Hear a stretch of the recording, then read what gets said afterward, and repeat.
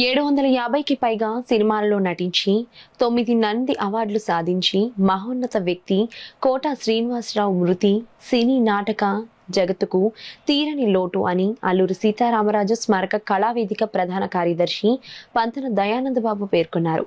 కాకినాడ దంటు కళాక్షేత్రంలో జరిగిన అల్లూరి సీతారామరాజు నాటక పరిషత్ ఎగ్జిక్యూటివ్ కమిటీ సమావేశంలో ప్రముఖ సినీ క్యారెక్టర్ ఆర్టిస్ట్ కోట శ్రీనివాసరావు మృతికి ప్రగాఢ సంతాపం తెలియజేస్తూ 2 నిమిషాలు మౌనం పాటించారు.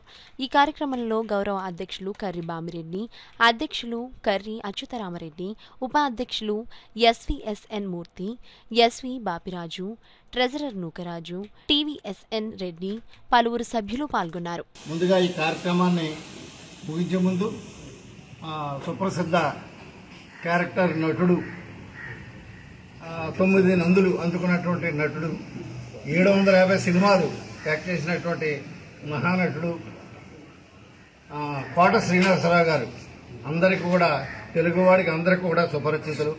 వారు ఈ రోజున తెల్లవారుజామున 4 గంటలకి పోయారు.